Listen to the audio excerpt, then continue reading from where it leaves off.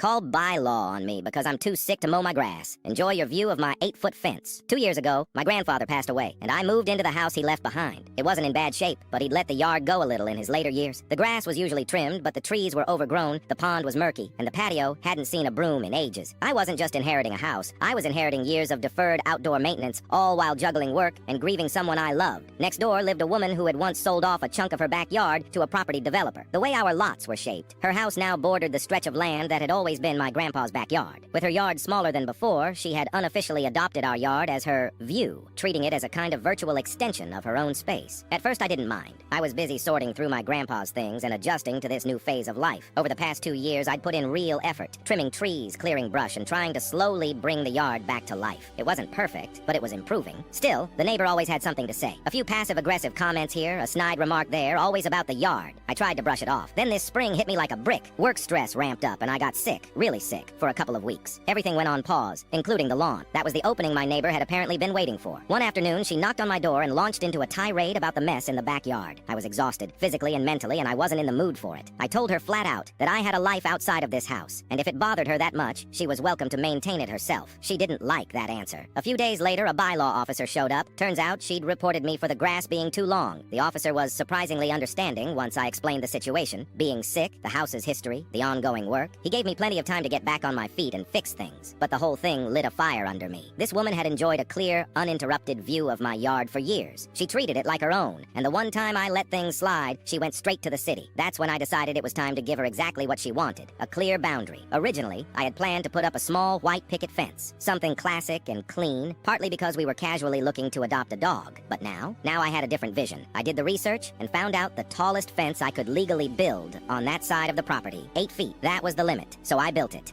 A big, beautiful, solid 8-foot privacy fence. Every board went up with care, and every nail felt like sweet, petty justice. It wasn't fast or cheap, but it was deeply satisfying. Her house sits right on the property line, and one of her windows used to have a full view of my yard. Trees, pond, garden, all of it. Not anymore. Now, all she sees is wood. No more admiring her view. No more unsolicited critiques. No more treating my backyard like it was hers. I went from being the neighbor who tolerated her comments to the one who reminded her what private property actually means. I didn't yell. I didn't argue. I just built. Now, as I sit out back with a cold drink, listening to my dog play in the newly fenced yard, I feel nothing but peace. And maybe just a little bit of smug satisfaction. She wanted the yard to look better. Now she doesn't have to look at it at all.